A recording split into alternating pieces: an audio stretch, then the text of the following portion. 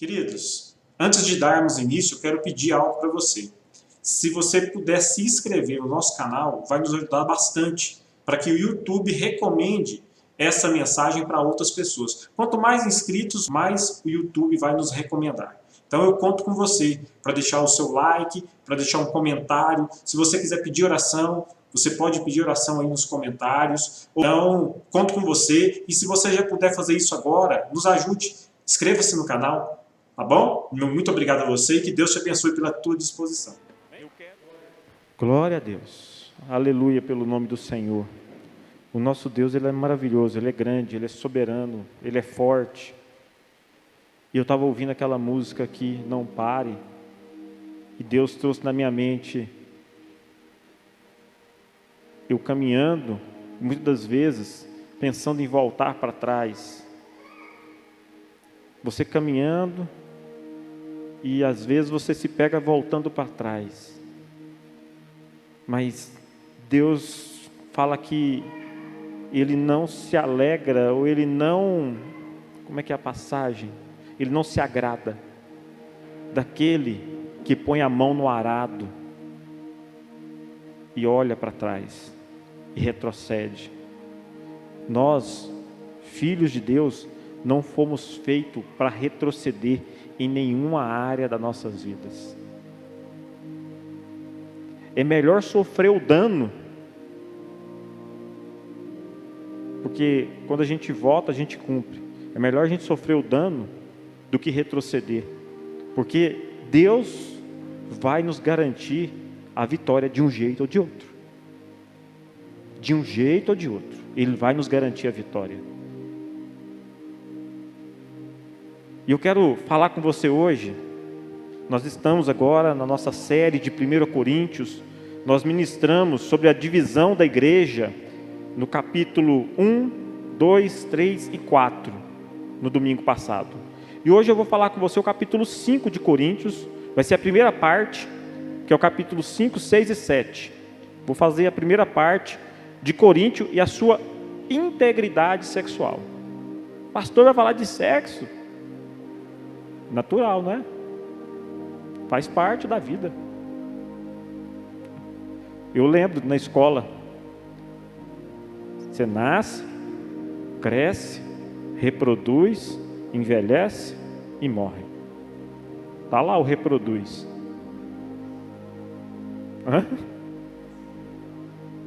Está entendendo, gente? Então tem que ter, nós temos que falar.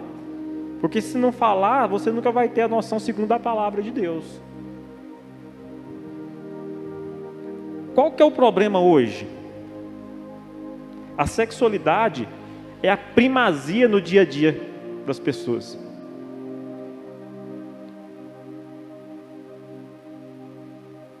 Antes tinha um tabu. No passado era tabu falar de sexo. Hoje parece que é natural, não tem isso mais, não tem tabu mais. Nos jovens já conversam abertamente. A sexualidade então humana passou nos últimos tempos a ocupar um lugar de destaque, busca e preocupações, onde de um lado fala-se de uma conquista que derrubou as muralhas que protegiam a realidade dos olhos da cobiça. Veio então o desapego ao tabu, tira o tabu, e havendo consenso, não existe certo ou errado. Na cabeça do mundo hoje se houver consenso, não tem certo ou errado, desde que haja consenso com o casal, ou nem é com o casal, depende, porque tem que, havendo consenso, pode-se tudo. É isso que até a própria psicologia, não, você está satisfeito, você está bem? Pode, não tem problema. Tudo é permitido e nada mais é pecado. Chegamos num ponto de que, em relação à sexualidade, tudo pode, não existe mais pecado. Por quê? Dentro de 4 paredes, se há consenso, pode homem com homem, mulher com mulher, 2, 3, 4, do jeito que quiser. havendo consenso, isso é o que está na cabeça das pessoas hoje. Na cabeça das pessoas do mundo. E o cristão se moldando ao mundo pós-moderno. O cristão sendo moldado ao formato do mundo pós-moderno. Agora, essa primazia da sexualidade, ela gera consequências. Quando a pessoa pensa só em sexo, a vida dela é o sexo. Ela vive para sexo. Ela vive, ela come, ela dorme, ela vê vídeos, tudo voltado para a sua sexualidade, para a sua excitação. E as consequências é que nós temos hoje uma pornografia enraizada na própria internet e incentivos de prática sexual indiscriminada. Essa é a consequência de tirar o tabu, de colocar tudo de forma muito normal. E com isso vem gravidez precoce, crimes passionais, aborto, adultério, homossexualismo, relacionamentos abertos. Casal casa, o relacionamento é aberto. Se a mulher quiser ficar com outro, porque o que vale é o amor dos dois, mas a relação sexual pode ser com qualquer um. Assim. Pansexualismo. Você pode ter afeição ou se casar com um objeto. Nossa, achei essa flor tão linda, vou me casar com ela. Pansexualismo. Com cavalo, com animal. E aí vem a atrofia espiritual na vida do cristão. Espiritualmente ele atrofia. Não exercita mais a fé, a cabeça dele está só na carne. E quem vive neste mundo tende a criar o quê? Um mito em sua mente. Um mito. Sexo é tudo. Aí ele bebe. O álcool leva ao sexo. A droga leva ao sexo. A música leva ao sexo. A dança leva ao sexo. Não vamos longe, é só olhar na televisão, época de carnaval. É só olhar quando fala de baile funk. É só olhar as letras que estão sendo, não falo nem que é cantar, porque eu não entendo que aquilo seja música. E a gente vive nesse mundo. Agora, o ser humano, ele perde a visão de conjunto e elimina pela raiz as diversas dimensões da sua vida, por conta do sexo. Ele perde a dimensão, ele perde a perspectiva do conjunto da sua vida. Ele perde a sua personalidade, porque ela é recalcada para o plano do prazer. Ela é direcionada só para o prazer. O conhecimento fica para depois. O amor se esvazia. Ele não sente nada por ninguém. A fé é abandonada. A religião aparece já sem sentido. A amizade é substituída pelo gozo que reduz o outro a si mesmo, como objeto de prazer. A beleza desaparece das coisas.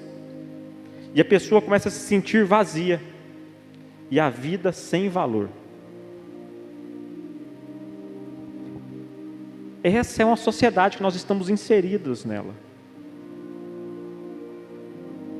Detalhe, Paulo tratou isso lá em Corinto. A impureza na igreja de Corinto. E o primeiro tópico nosso é: um abismo chama outro abismo. Vamos ler comigo 1 Coríntios capítulo 5, versículo 1 ao 2. De fato, ouve-se que há imoralidade entre vós, e imoralidade do tipo que nem mesmo entre os gentios se vê. a ponto de alguém manter relações sexuais com a mulher de seu pai? E estáis cheios de arrogância? Não deveis, pelo contrário, lamentar e expulsar do vosso meio quem cometeu isso? Incesto. Está lá, em Corinto. Nós precisamos entender que a igreja de Corinto, querido, ela é uma igreja cristã. No entanto, os coríntios nem sempre, ou melhor, eles não conheciam a Deus. E eles passaram a conhecer a Deus através ali de Paulo. Ali que eles começaram a conhecer a Deus. E aí o que Paulo tem que ensinar eles? Porque era normal na Grécia, ali com o povo grego, era normal um homem com outro homem. Era normal, a natureza não tinha, a cultura não proibia a relação incestuosa. Eles tinham ali algo que eles viviam aquilo. E agora eles entram por uma outra família, chamada igreja. A imoralidade é um fato que toda e qualquer sociedade, ela existe. No entanto, não se imagina que dentro de uma família cristã, dentro da igreja, seja algo corriqueiro, como estava sendo em Corinto. Mas o que Paulo está dizendo é que há graus de imoralidade e, consequentemente, avançando a cada dia mais, ao ponto de o filho ficar com a mulher do pai, com a madrasta. Ao ponto. Agora, pastor, como é que resolve isso? O que Paulo fez? E quando eu falo que um abismo chama outro abismo, é porque a pessoa, quando ela começa a entrar nessa área, talvez olhando pela canela da pessoa. Vamos entender, vamos colocar em relação ao corpo. A impureza ela vai aumentando. Por quê? Ele olha para a parte da despida da pessoa, olha a canela. Depois, ele passa a olhar não só mais a canela, mas outras partes, e começa a despir a pessoa. E isso vai aumentando de grau em grau. Vai ficando pior, mais impuro. O que eu quero dizer é que quem começa se lançando, por exemplo, na pornografia, ele começa vendo coisas eróticas, sensuais, depois eróticas, depois pornográficas, de níveis cada vez piores. Por quê? Se torna um vício. E aquele tanto que ele via não serve mais, tem que ser mais profundo. Aquilo que ele via já não satisfaz mais, tem que ser mais um pouco. E vai cada vez entrando dentro da pessoa e ela sempre se afundando cada vez mais. Por quê? Querido, você tem uma bola aqui, ó, um vazio. Esse vazio, ele cresce de acordo com o que você envelhece. Por quê, pastor? Porque você não encontrou o sentido da vida.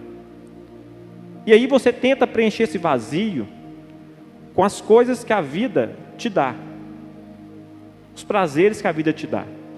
O detalhe é que cada vez que você preenche esse vazio com as coisas que a vida te dá, esse espaço, ele enlarguece. Ele era um buraquinho, ele vai aumentando, você vai preenchendo, ele vai aumentando, ele vai dilatando. É como aquela pessoa que vai comendo muito e o estômago dilata. Depois tem que fazer cirurgia bariátrica, porque o estômago dilatou tanto. E assim, vai dilatando esse buraco. E aí tudo é pouco, porque você sempre vai querer mais. E o detalhe está que somente o Espírito Santo pode tampar esse vazio.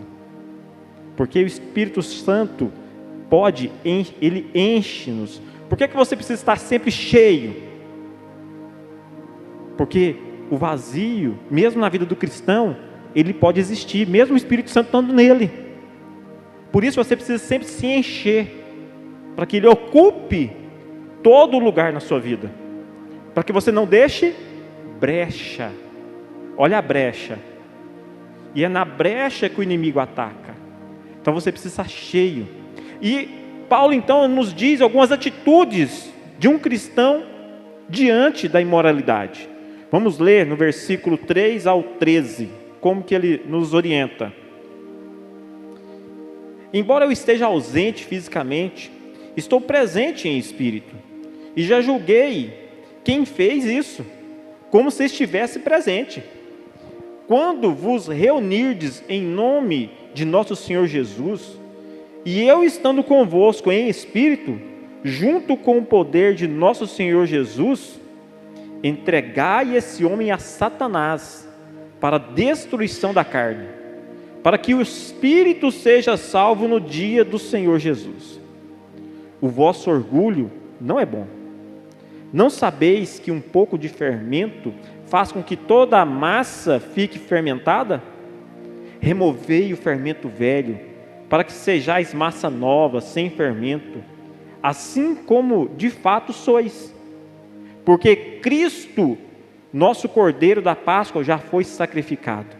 Portanto, celebremos a festa, não com fermento velho, nem com fermento da maldade e da corrupção, mas com os pães sem fermento, da sinceridade e da verdade.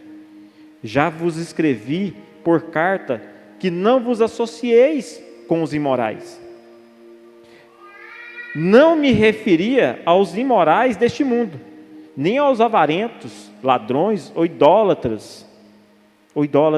Neste caso, seria necessário que saísse do mundo. Mas agora vos escrevo que não vos associeis com aqueles que, dizendo-se irmão, for imoral, ou ganancioso, idólatra, ou caluniador, bêbado ou ladrão. Com esse homem não deveis nem sequer comer. Pois que me importa julgar os que estão de fora? Não julgueis vós os que estão de dentro? Mas Deus julga os que estão de fora. Expulsai esse imoral do vosso meio. Misericórdia. Glória a Deus também por isso. E aqui a gente percebe que tem duas categorias de pessoas. Duas categorias de pessoas que podem estar vivendo a impureza, a imoralidade. Que duas categorias são, pastor? Os que estão na igreja e os que estão sem igreja. Ou os que são cristãos ou os que não são cristãos. Ou os filhos de Deus e os filhos do diabo. Duas categorias de pessoas que podem viver na imoralidade. Não quer dizer que o não cristão viva na imoralidade. E tem cristão imoral. Então Paulo separa aqui, para nós entendermos, duas categorias. Agora, deve haver um julgamento de sua atitude por parte da igreja. De quem? Do cristão. Daqueles que estão na igreja, deve haver um julgamento. Paulo orienta a nós como igreja, chegarmos até o irmão e falar que ele está errado. Essa prática vai te levar para o inferno. Compete à igreja repreender o pecador. Coloca para mim Mateus 18:15. Mateus 18:15.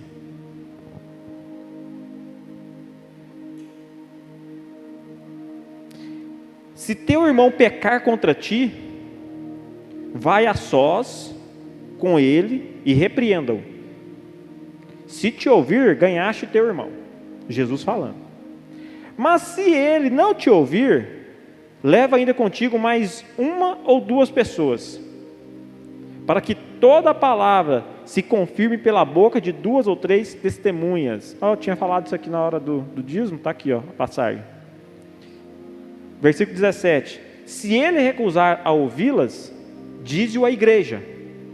E se também se recusar a ouvir a igreja, considere-o gentil e publicano.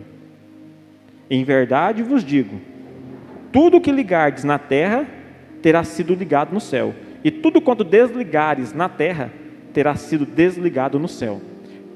Jesus está falando de perdão de pecado. Se a pessoa se arrepende, e a igreja vai lá e ela se arrepende, você libera na vida dela o perdão de Deus. É isso que Jesus está falando. Mas se ela não se arrepende, ela vai ser desligada do céu. Ela vai ser desligada, ela não vai ser perdoada. E aí nós percebemos que a igreja tem um papel crucial na formação nossa, como igreja, da formação dos nossos filhos, de toda a nossa moral.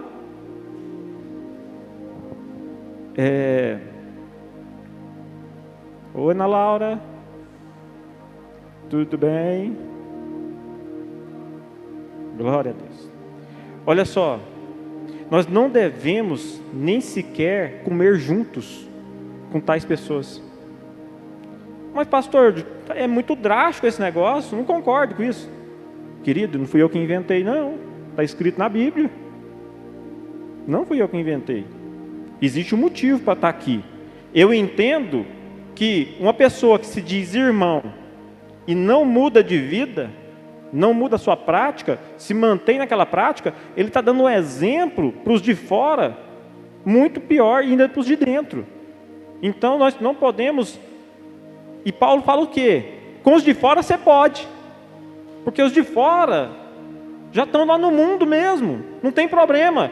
A sociedade já sabe que eles não são cristãos, a sociedade já conhece a caminhada deles. Então não tem por que você ficar preocupado com os de fora, porque os de fora já estão condenados, e cabe a Deus julgar os de fora. Nós não precisamos julgar os de fora, é Deus quem julga os de fora. Mas os de dentro, nós precisamos cuidar deles. Os de dentro, nós precisamos alinhar o coração. E por isso que Paulo fala aqui, no versículo 4, do 1 Coríntios 5, diz assim, ó, quando vos reunirdes em nome de nosso Senhor Jesus, e eu estando convosco em espírito. Paulo ia estar com ele como? Em espírito. Junto com o poder de nosso Senhor Jesus.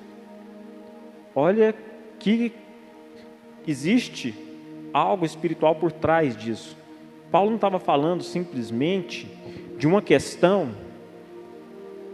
Estou com vocês orando em espírito. Não, não é isso. Existe algo real dessa atuação de Paulo no mundo espiritual junto com eles naquele momento. Havia uma realidade espiritual acontecendo. Para quê?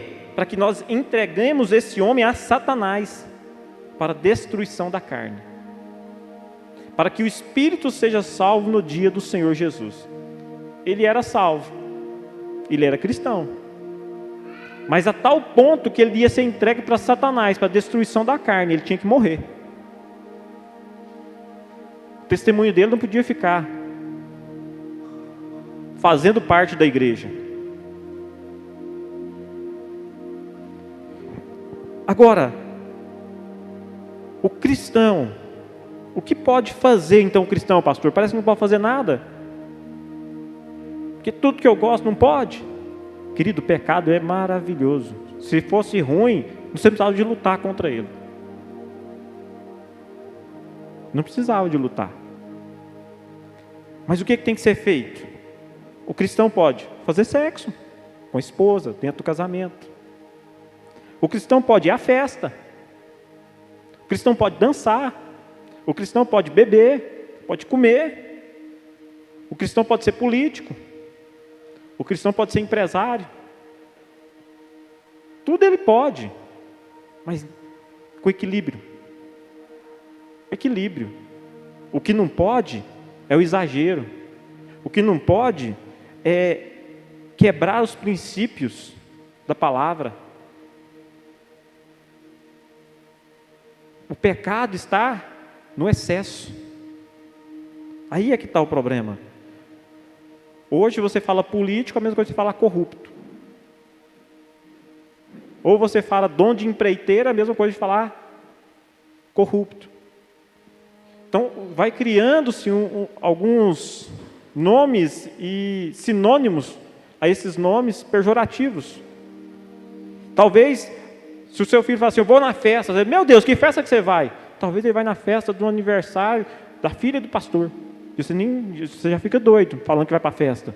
Porque festa na sua cabeça já lembra balada, já lembra LSD, aí já lembra luz, aí já lembra... Por que o pessoal tem, às vezes, cisma de quando coloca luz na igreja? Aquelas luzes que piscam, igual tem aqui assim, pinta de preto. Qual que é a cisma? A cisma é uma só. Arremete ao pecado. Lembra a pessoa do ambiente da impureza, da imoralidade. Mas quem criou a música? Foi Deus. E quem distorceu, quem falsificou, foi o diabo. Quem criou a cor branca? Foi Deus. Quem criou a cor preta? Foi Deus. E quem falsifica? Quem mexe na estrutura para poder distorcer? O diabo. Então, tudo aquilo que Deus criou é bom. E pode ser usado por nós. E pode ser usado por nós. Desde que esteja no princípio moral de Deus. Posso de tudo, desde que eu remova o fermento velho da massa. Querido, o que é o fermento velho? A sua natureza. A sua natureza que gosta do pecado. Você precisa remover o fermento velho. Você quer ver uma coisa? Se você não sabe perdoar, não consegue perdoar, você tem uma mágoa dentro de você, tem algo que criou aí dentro, que está machucando, que está corroendo, te deixa triste, você fica insatisfeito, parece que nada dá certo, parece que não tem jeito, igual a Ana Júlia estava falando aqui, nós estamos vivendo uma época de desesperança, de não ter um norte, de não ter uma visão de futuro, parece que não pode ficar pior, mas vai ficar. Se você não tirar isso de dentro de você, se você não tirar isso, vai ficar cada vez pior, sim. É uma realidade, cada vez vai ficar pior. Cada vez. Sempre vai ficar pior. Mas por quê? Porque a sua visão está chamando aquilo que é pior. Pastor, então tem que ter pensamento positivo? Antes você ter pensamento positivo do que negativo. Primeiro passo. Pensa positivo primeiro. Para depois a gente falar de fé verdadeira. É melhor você começar pensando positivo, que já é meio caminho para você ir para a fé. Porque uma pessoa que só pensa negativo, ela nunca vai conseguir ter fé. O primeiro passo é você mudar sua mente, racionalmente. Pensar nas coisas do alto, nas coisas do céu. Às vezes eu lembro da época, agora o Espírito Santo falando, da época que eu queria separar da Iracilene, não gostava dela de jeito nenhum mais, não queria mais nada com ela, e eu só pensava o quê? Se eu continuar com ela, eu vou ser infeliz o resto da vida. Se eu continuar com ela, minha vida vai ser um trem. Eu só pensava isso. Só isso, martelando. Mas por quê? Havia, num relacionamento a dois, sempre há algo que traz o prejuízo para nós. E aí eu tinha muita mágoa, do jeito que ela conversava comigo, do jeito que ela falava, porque ela gostava de impor. Você vai fazer isso. Não, você não vai fazer isso. Não, você não pode fazer isso. Você não pode fazer aquilo. E aquilo foi corroendo. E o que aconteceu? Eu já não tinha mais esperança no casamento. Eu já não tinha mais esperança.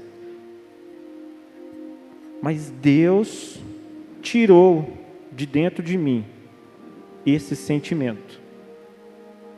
Então você precisa, para você conseguir progredir, para você vencer a área da imoralidade, para você vencer a área da pornografia, para você vencer a área do vício, para você vencer todas as áreas financeiras, tudo na sua vida, você precisa tirar o que está dentro.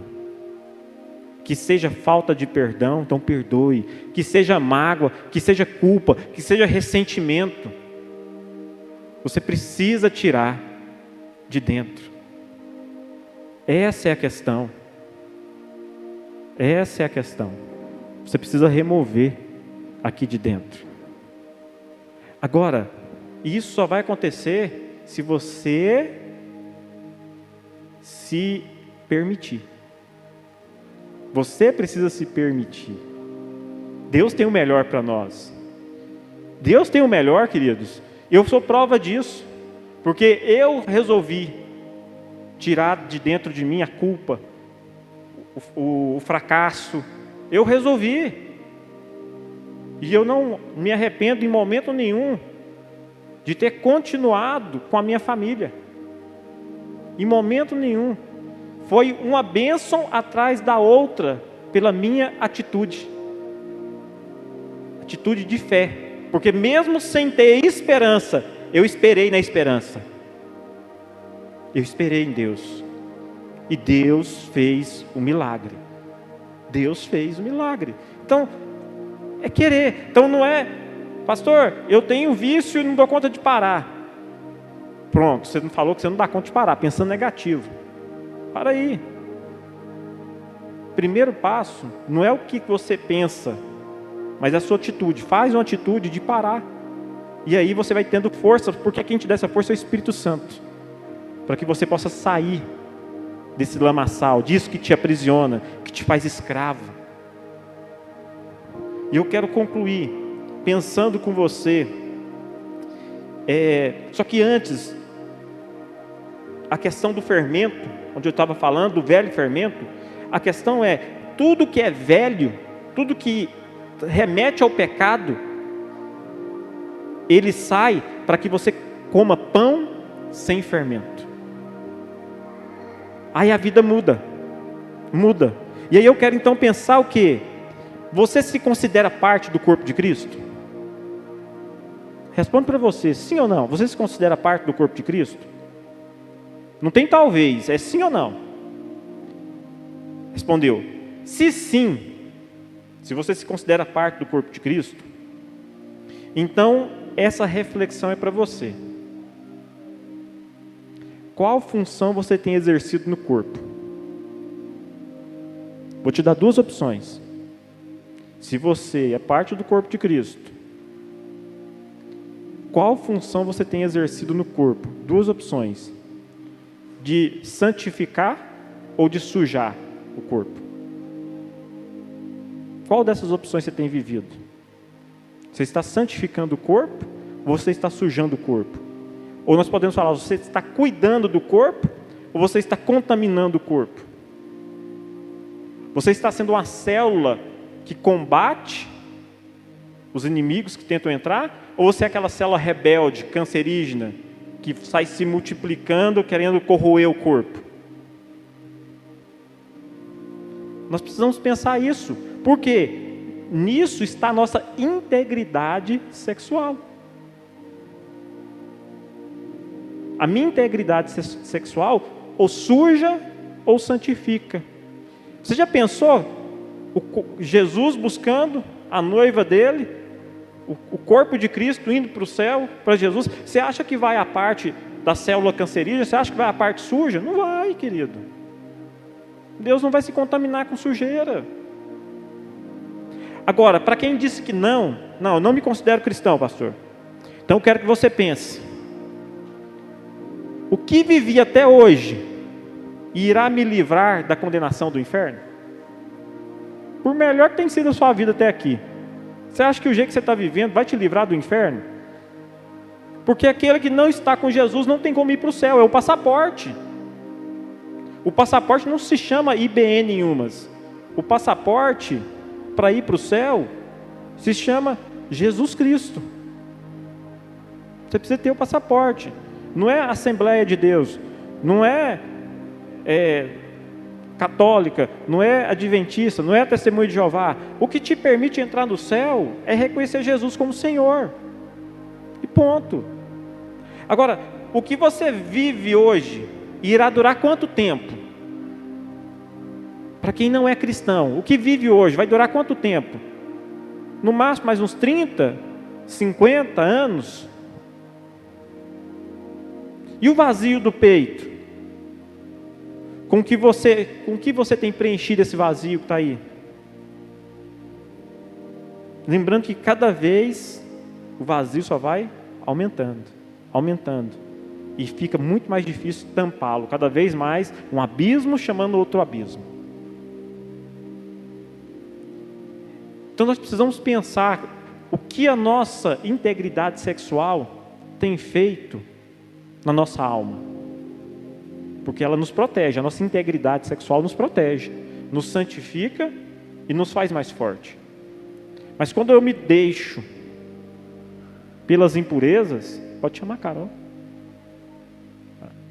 Quando você se deixa tomar pelas impurezas, aí não tem como, o vazio só aumenta. E eu quero contar para você uma história. Eu já contei ela aqui, vou contar de novo. Vou fazer uma ilustração para você.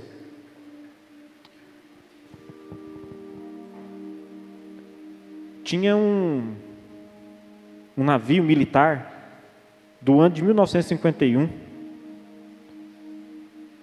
Ele era estrangeiro, bem na costa do Canadá. Esse navio estava na costa do Canadá e as autoridades, do Canadá estavam ali, muito próximo ao litoral, na região de Newfoundland, numa noite de muita neblina. Você imagina agora um navio, um porta-aviões,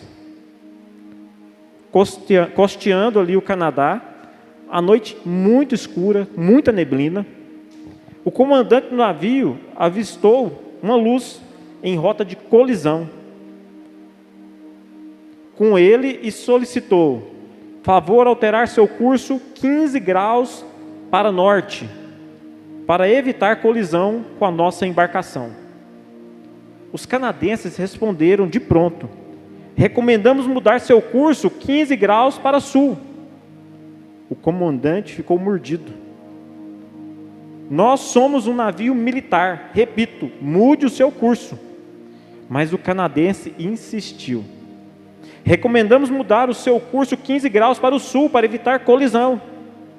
O capitão ficou alterado e berrou ao microfone: fique sabendo que o meu navio é um porta-aviões e que estou acompanhado de destroyer e fragatas.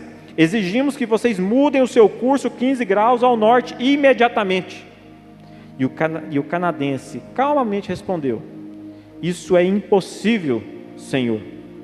Nós somos um farol, estamos num rochedo. Depois de um breve e constrangedor silêncio, o canadense repetiu calmamente: recomendamos mudar o seu curso 15 graus para o sul.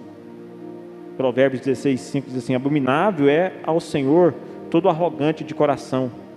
É evidente que não ficará impune. O que eu quero dizer com isso?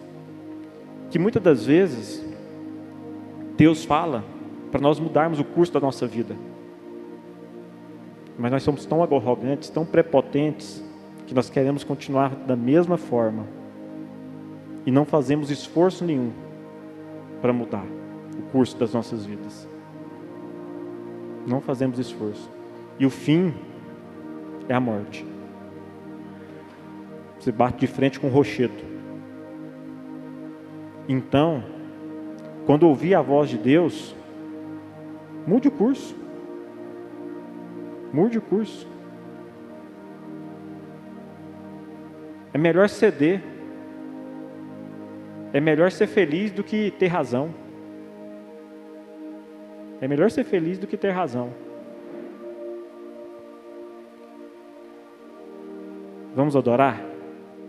Quando a Júlia cantar uma canção para nós.